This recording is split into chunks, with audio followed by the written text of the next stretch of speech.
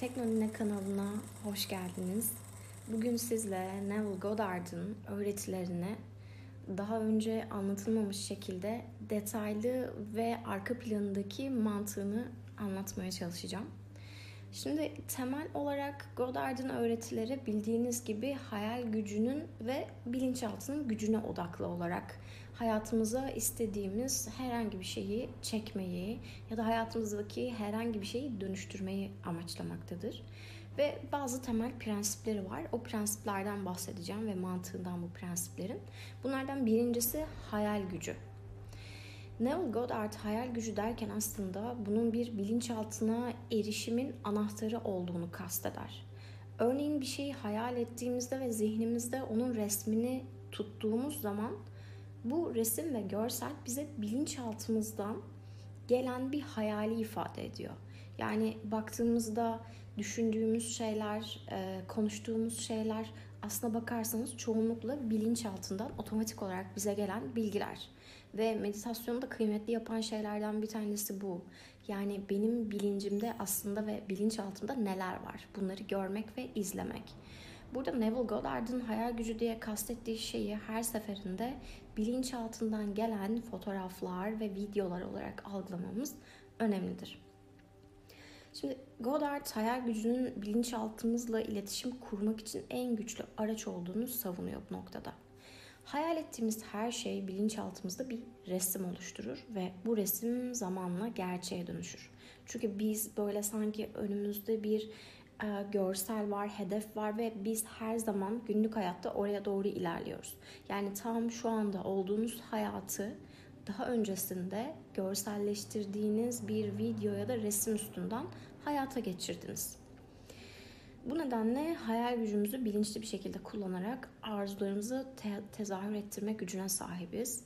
O yüzden hayal dediğimiz şey aslında orada zihnimizde dönen videolar ve resimler çok önemli. Örneğin mesela bir ev arzu ediyoruz ve bu evi canlı bir şekilde zihnimizde hayal etmemiz gerekiyor. Eğer bir şeyi görmediysek, eğer bir şeyle ilgili bilgi sahibi değilsek buna zaten ulaşamayız.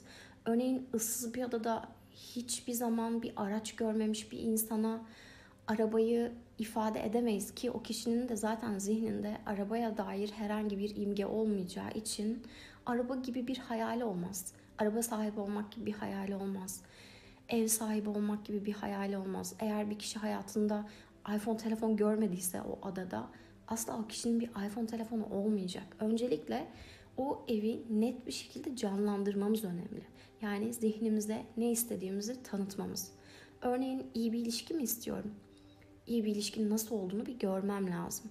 Bunu gerek video izleyerek, gerek belki bazı özel dizilerden ki nadir bulunuyor bu diziler.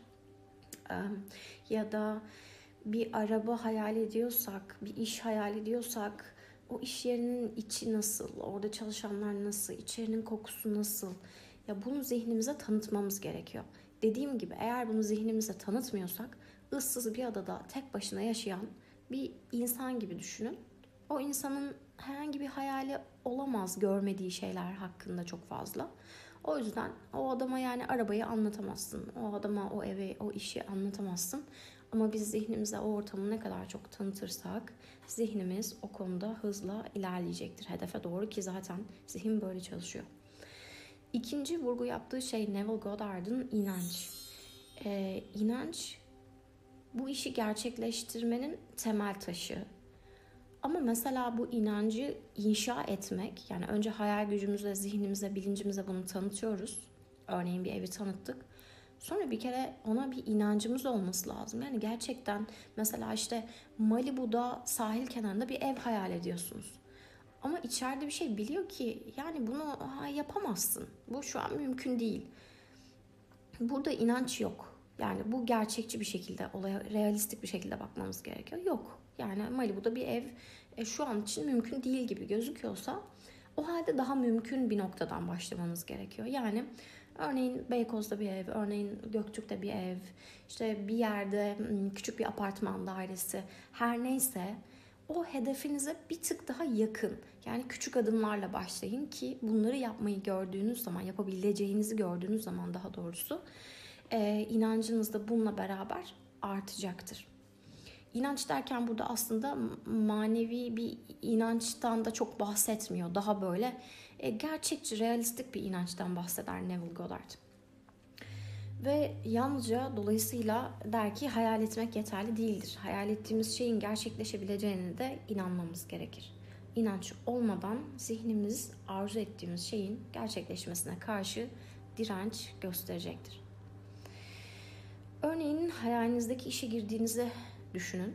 Kendinizi bu işte başarılı ve mutlu hissedin. Bu işe kabul edileceğinize dair tam bir inanç ve güven duygusunu yavaş yavaş kendinize yerleştirin. Çünkü neden olmasın, neden o işe giremeyesiniz? Bütün bu alternatifleri de düşünmeniz gerekiyor. Yani neden bu işe giremem? Olmazsa neden olmaz? Bu ilişki olmaz ama olmazsa neden olmaz? Olursa neden olur gibi iki zıt koşulu da anlamlandırmanız ve oraya nötr bir bakış açısıyla bakmanız gerekiyor. Ve bütün bunlara baktıktan sonra içinizde kuşkular, tereddütler, kaygılar varsa bilin ki olmayacak. Çünkü neden olmayacak? Bu zaten sizin için iyi olan ve ya da hayırlı olan konu değildir. Bunu oradan anlayabiliriz, o duygudan. Şimdi duygu demişken 3. önemli noktası Neville Goddard'ın söylediği duygu. Duygu bir katalizör gibi görev görüyor. Yani tam şu anda hayal ettim. Ona karşı evet inancım da var. Diğer boyuttaysa duygu.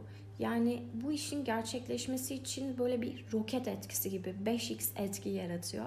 Bu duygum varsa, ona karşı bir arzum varsa bu işin çok hızlı olacağını anlayabilirim. Çünkü o duygu ve arzu beni harekete geçirecektir. Eğer ben bir şeyi hayal ediyorum fakat bununla ilgili bir arzum yoksa, harekete geçmek için beni harekete geçirecek bir enerji yoksa daha doğrusu, bilin ki o hayal olmayacak. Bu sebeple Neville Goddard'ın duygudan kastettiği şey aslında o arzu ve tetikleyici enerjisidir. Buna istinaden Neville Goddard şöyle söylüyor: duygular bilinçaltımız üzerinde güçlü bir etkiye sahiptir. Hayal ettiğimiz şeyin gerçekleşmiş gibi hissettiğimizde bilinçaltımıza çok güçlü bir sinyal göndeririz. Ve bu da arzumuzun gerçekleşmesini hızlandırır. Buna örnek vermek gerekirse hayalinizdeki hep Secret filminde de ifade ettikleri gibi bir araba var. O arabayı bir görsel olarak dışarıdan bakmak var. Bir o arabanın kapısını açmak, o sesleri duymak var.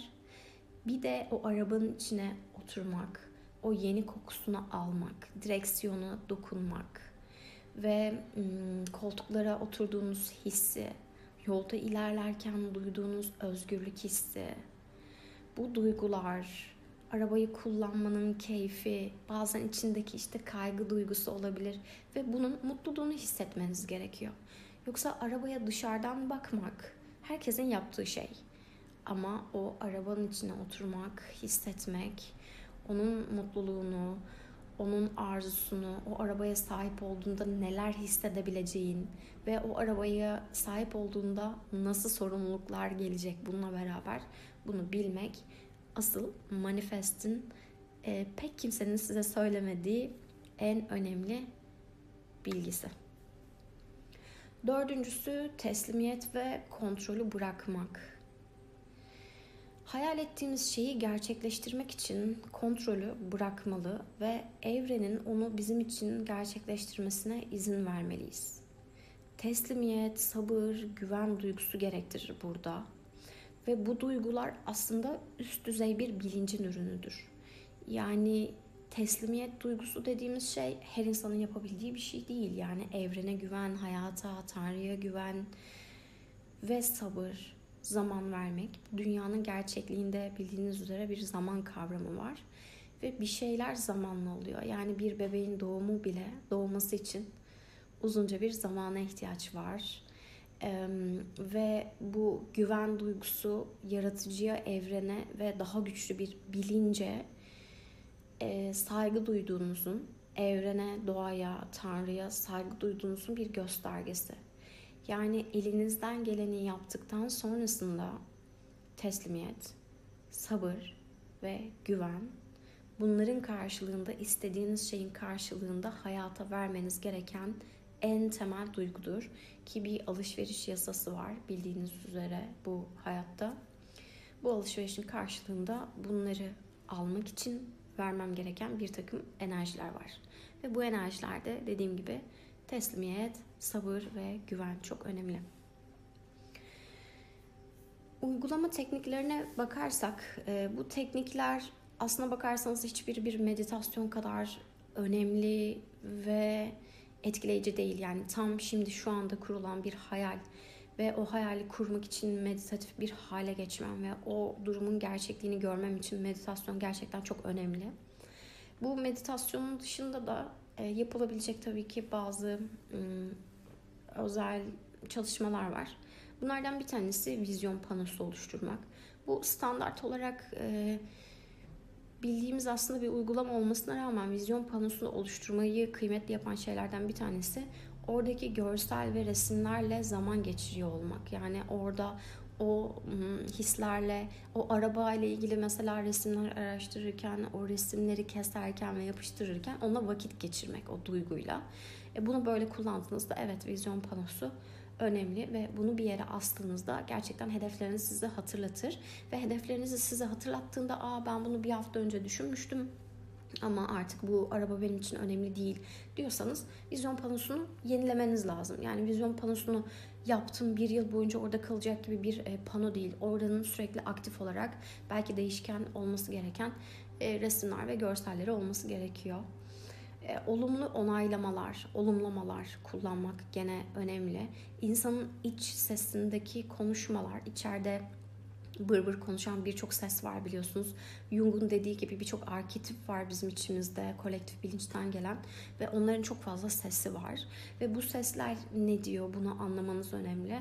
Ve senin başarısız olduğuna, senin bunu yapamayacağına, bunun için enerjin olmadığını söyleyen bir ses varsa onunla bir uzlaşmanız gerekiyor öncelikle. O yüzden olumlama dediğimiz şey o olumsuz seslerin olumluya dönüştürülmesi demektir gerçekte. Yoksa aynı melodiyi sürekli tekrarlamak bir işe yaramayacaktır. Şimdi bu konuda daha ekstra bilgiler edinmek için Neville Goddard'ın öğretilerini yani kendi kitaplarını vesaire okumanızı tavsiye ederim ki zaten küçük ve kısa kitaplardır. Ve son olarak bu uygulamaların birçok faydası olacak. Şunu göreceksiniz zamanla bu uygulamaları yaptıkça.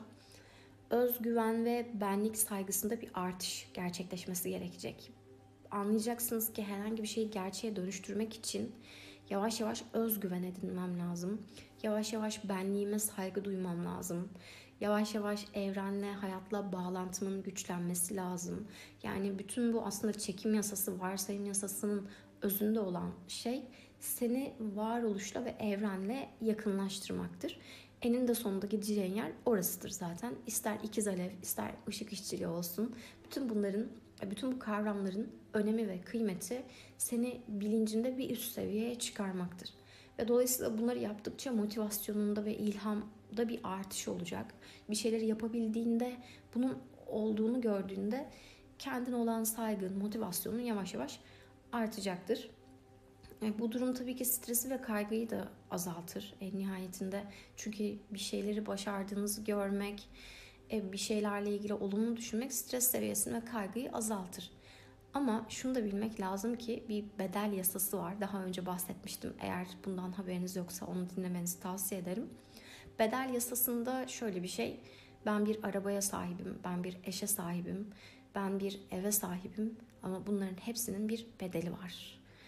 Bunun bedeli bazen çok ciddi araçla ilgili bir masraf olabilir. O aracın vergileri olabilir.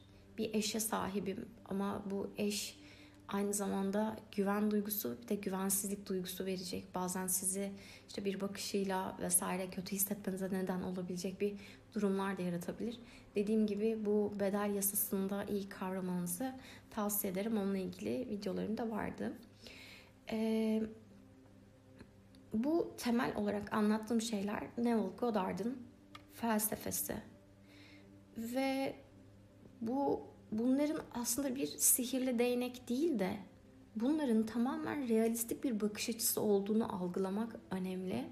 Ve bunları biz bu dünyada tezahür ettiriyoruz ve bu dünyanın yasaları başarı için disiplin ve devamlılık olması gerektiği ve sabır gerektiği gibi bazı kavramlar var. Yani hayatınıza uyarlamak bu bilgileri, yani sonsuza kadar hayal kurabilirsiniz. Bu dünyada, bu realitede bunları gerçekleştirmek istiyorsanız en önemli şey zaman, emek ve devamlılıktır. Şimdilik sevgiyle kalın. Bu anlattıklarımı umarım beğenmişsinizdir. Beğendiyseniz, evet, gerisini söylemek istemiyorum. Kanala abone olmayı unutmayın. Sevgiyle kalın. Ben Teknonine.